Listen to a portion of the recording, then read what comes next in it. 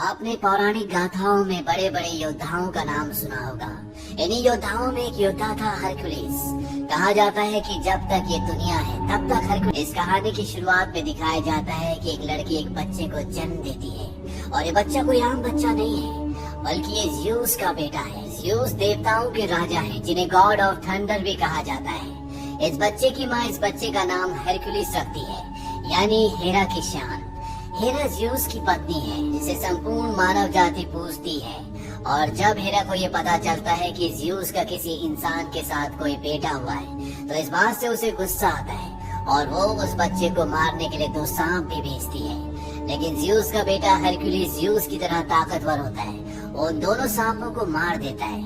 धीरे धीरे वक्त बीतता है और अब हरकुलिस बड़ा हो चुका है और उसके बड़े होने के साथ देवता उसे 12 कारनामे करने का हुक्म देते हैं। और अगर वो 12 कारनामे करने के बाद भी जिंदा रहा तो हेरा उसे आराम से शांति से जीने देगी। वो कभी भी उसे परेशान नहीं करेगी। और इन कारनामों को करने के लिए हरकुलिस एक शेषनाग से लड़ता है, जिसे बुरी तरह से मार देता है। इसके बाद वो एक खतरनाक जंगली सूअर से भी लड़ता है, जो एक ही टक्कर में विशाल से विशाल पेड़ के चीथड़े उड़ा देता है। लेकिन हरकुलिस का आज तक का सबसे बड़ा कारनामा था वो शेर, जिसकी खाल इतनी मोटी थी कि उसे कोई भी हथियार भेद नहीं सकता था।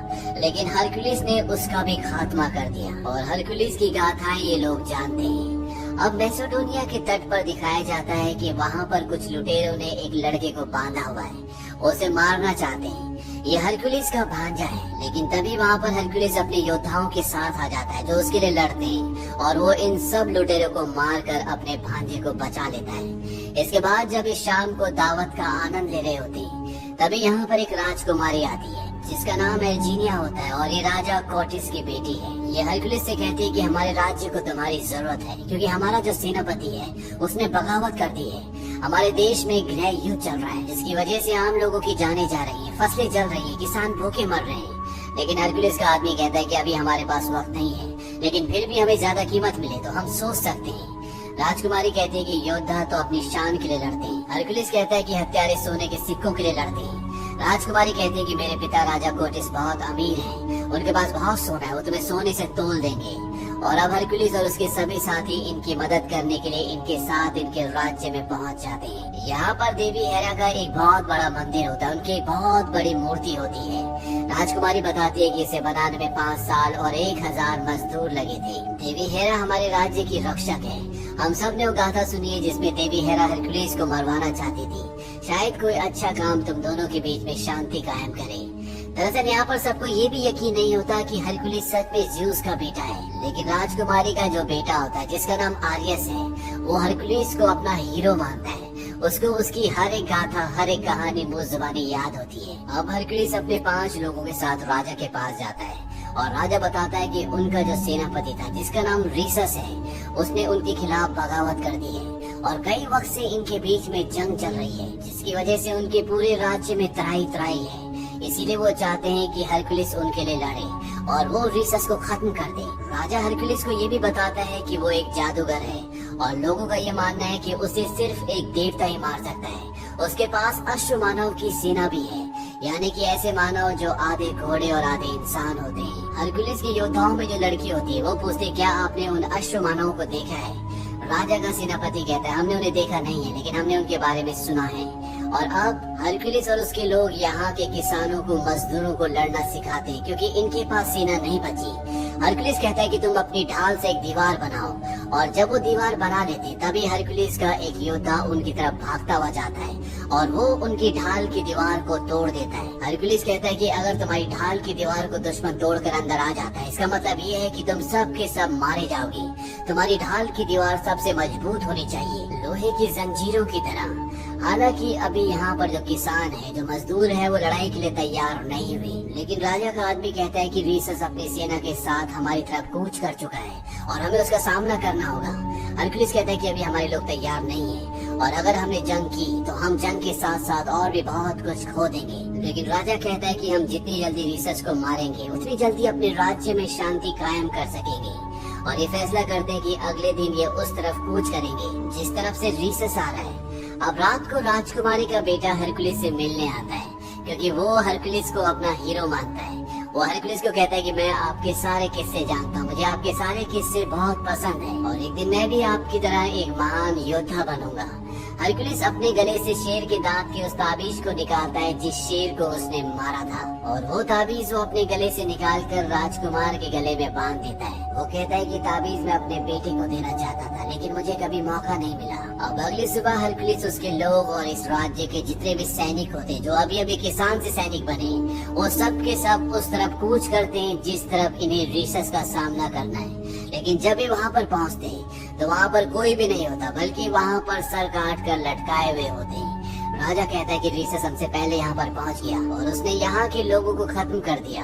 हरकुलिस कहता है कि हम यहाँ से आगे पैदल ही बढ़ेंगे और इस सब के सब आगे की तरफ कूच करते हैं। और जब ये एक जगह पहुँचते हैं तो हरकुलिस देखता है कि वहाँ पर जो डेड बॉडी होती है वो आज की नहीं बल्कि कई दिन पुरानी है, यानी कि ये एक तरह का जाल है। तभी चारों तरफ से इन्हें बहुत सारे कबीले वाले घेर लेते हैं। हरकुलिस ये देखकर हैरान हो जाता है। वो कहता है कि हम इस राज्य के लोगों की मदद कर रहे हैं, यहाँ पर हमला क्यों कर रहे हैं। हरकुलिस को बताया जाता है कि रीसस एक जादूगर है, वो अपने जादू से लोगों के दिमाग को घुमा देता है जिससे लोग आपस में लड़ना शुरू कर देते हैं। और अब ये आदिवासी ये कबीले वाले जो लोग होते हैं वो हरकुलिस और उसकी सेना पर हमला कर देते हैं और हरकुलिस के पांचों योद्धा यहाँ पर बहुत जाबाजी से लड़ते हैं और खुद हरकुलिस एक देवता की तरह लड़ता है। और एक भयानक कत्लेआम के बाद ये जंग पूरी तरह से शांत हो जाती है और राजा पूरी तरह से परेशान है क्योंकि उसकी आधी सेना इसमें खत्म हो चुकी है और रीसस भी इनके हाथ नहीं लगा। हरकुलिस कहता है कि मैंने आपको पहले कहा था कि आपकी सेना बहादुर तो है लेकिन उन्हें जंग के तौर तरीके नहीं आते, मुझे उन्हें जंग के तौर तरीके उन्हें लड़ना सिखाना होगा। और अब राजा उसकी बात मान जाता है। यहाँ पर हरकुलिस को हमेशा बेचैन दिखाया जाता है। रातों को उसको अजीब अजीब से सपने दिखते हैं जिसमें उसके हाथ पर रक्त लगा हुआ है। वो अपने परिवार को मरा हुआ देखता है और साथ ही साथ उसे यहाँ पर हेडीज का 3 मुंह वाला बीस्ट भी दिखता है। हेडीज ज़्यूस का भाई होता है जो पाताल लोक का यानी कि अंधेरों का देवता होता है। और यहाँ पर जो हरकुलिस के योद्धाओं में एक योद्धा होता है जो एक बहुत बड़ा एस्ट्रोलॉजर भी होता है।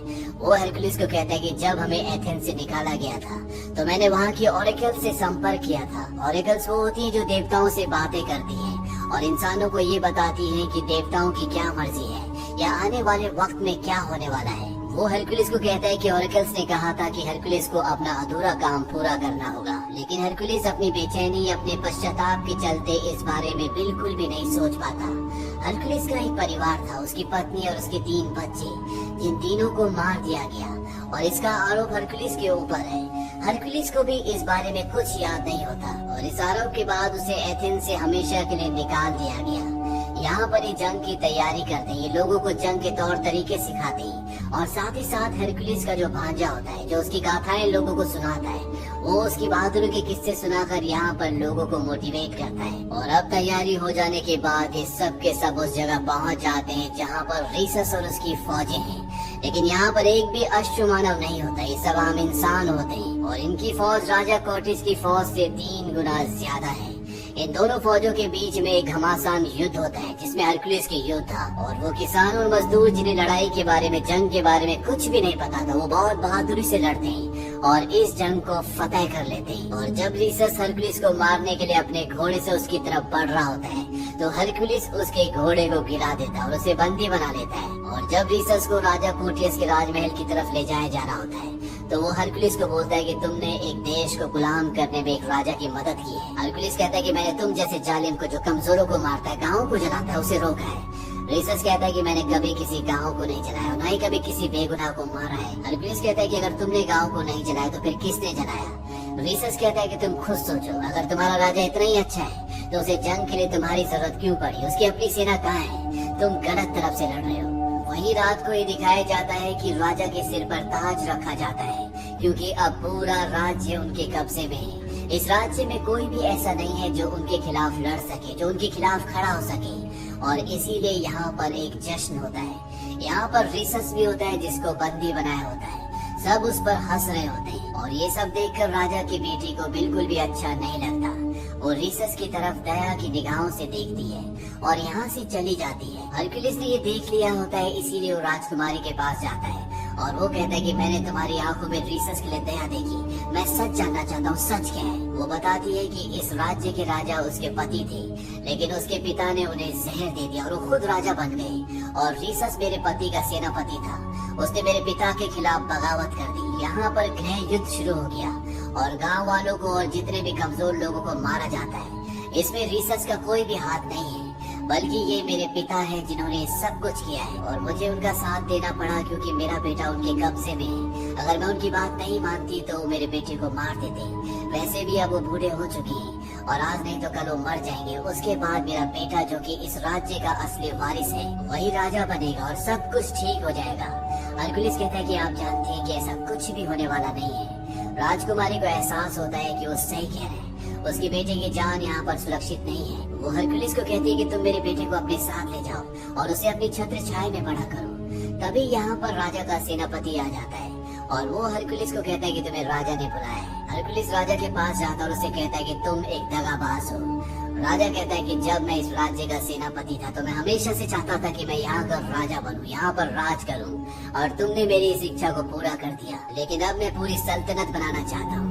जिन सिपाहियों को तुमने अपने युद्ध के तौर तरीके सिखाए वो इन तौर तरीकों को लाखों सिपाहियों को सिखाएंगे और धीरे धीरे करके मैं इस पूरी दुनिया पर अपना कब्जा कर लूंगा। अगर तुम चाहो तो मेरे सेनापति बन सकते हो। हरकुलिस मना कर देता है। राजा कहता है इस सूरत में मुझे तुम्हारी कोई जरूरत नहीं है। तुम अपना सोना लो और यहाँ से निकल जाओ। और ये सब के सब अपना सोना लेकर जब यहाँ से निकल रहे होते तभी हरकुलिस देखता है कि उसके आसपास गांव के बहुत सारे लोग खड़े होते हैं जिनके चेहरों पर उदासी और दुख होता है। हरकुलिस जानता है कि इस सब की वजह वो खुद है, इसीलिए वो अपना सोना अपने साथियों के सामने फेंक देता है। वो कहता है कि इस राज्य के लोगों को मेरी जरूरत है। यहीं पर इन्हीं का एक योद्धा होता है जिसका नाम अटोलिकस होता है। वो कहता है कि ये सब बेवकूफी, हमें यहाँ से निकल जाना चाहिए, हमें हमारा सोना मिल चुका है। लेकिन एक एक करके सभी अपना सोना उसके सामने फेंक देते हैं।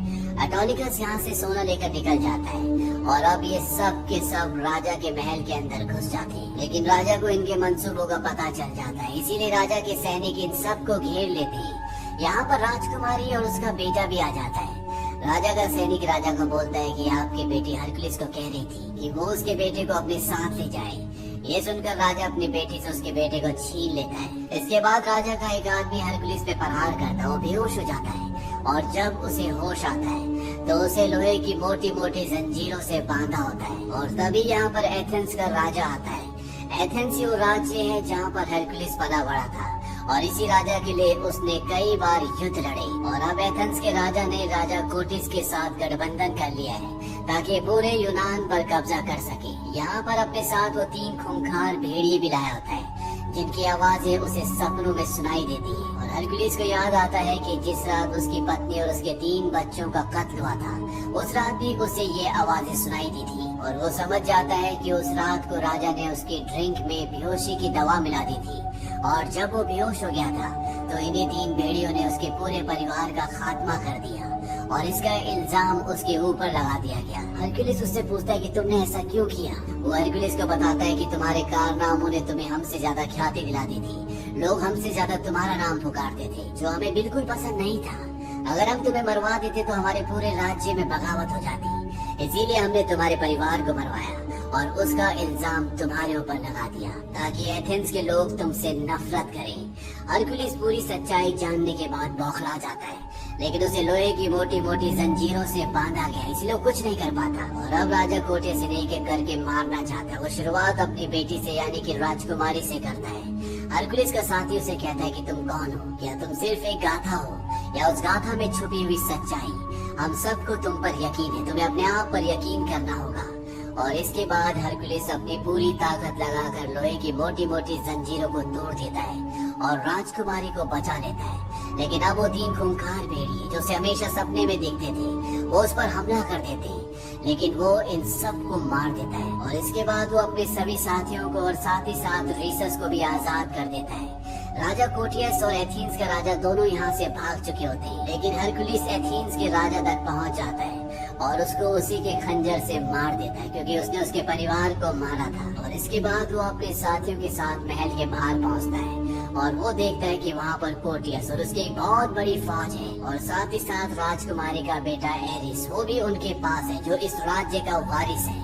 राजा उसे मारने का हुक्म देता है, लेकिन इससे पहले कि उसे मार दे यहाँ पर हरकुलिस का वो साथी जो खजाना लेकर सोना लेकर यहाँ से चला गया था वो यहाँ पर पहुँच जाता है और तीर मारकर उस आदमी को मार देता है जो राजकुमार को मारने वाला होता है। राजकुमार को बचाकर अपने पास ले आते हैं और अब कोटिस की पूरी सेना इन पर हमला कर देती है। हरकुलिस के जाबाज योद्धा भी इनका मुकाबला करते हैं और इसी दौरान हरकुलिस का एक योद्धा जिसे कई तीर लग जाते हैं उसकी मृत्यु हो जाती है और अब कोटिस के कई सारे सैनिक सीढ़ियों से ऊपर इनकी तरफ बढ़ रहे होते हैं। इन सभी सैनिकों ने ढाल की दीवार बनाई होती है। ये तरीका हरकुलिस ने ही सिखाया था और इस दीवार को तोड़ना नामुमकिन है। और तभी हरकुलिस देखता है कि वहाँ पर देवी हेरा की एक बहुत बड़ी मूर्ति है और वो उस मूर्ति को धकेलना शुरू करता है। सभी सैनिक सीढ़ियों से ऊपर आ रहे होते हैं और तभी हरकुलिस उस मूर्ति को नीचे गिरा देता है जिससे सब के सब सैनिक यहाँ से भागना शुरू कर देते हैं। राजा कोटिस इससे बौखला जाता है। वो कहता है कि हरकुलिस को मार दो और तभी मूर्ति का सर उससे टकराता है और राजा कोटिस का भी खात्मा हो जाता है। और इसके बाद पूरी की पूरी सेना हरकुलिस की जाबाजी देखने के बाद उसके आगे अपने घुटने टेक देती है। हालांकि अभी भी लोगों को नहीं पता कि हरकुलिस सच में ज़्यूस का बेटा था या नहीं, लेकिन वो एक जाबाज योद्धा था जिसने उसे एक आम आदमी से द ग्रेट हरकुलिस बना दिया। और इसी के साथ ये कहानी यहीं पर खत्म हो जाती है और अंत में हमें ये दिखाया जाता है कि हरकुलिस ने अपने जीवन में जो 12 बड़े कारनामे किए थे वो उसने अकेले नहीं किए थे, बल्कि ये जाबाज योद्धा भी उसके साथ थे। लेकिन इस बात से कोई इनकार नहीं कर सकता कि हरकुलिस उन सब में सबसे बड़ा योद्धा था, वो सबसे बड़ा जाबाज था। और इसी के साथ ये कहानी यहीं पर खत्म हो जाती है। ये मूवी ईयर 2014 में रिलीज हुई थी। IMDb पर इसकी रेटिंग है 6। इस मूवी का बजट था $100 मिलियन और बॉक्स ऑफिस पर इसने कमाई की थी $244 मिलियन की। उम्मीद करते हैं कि ये कहानी आपको पसंद आई होगी।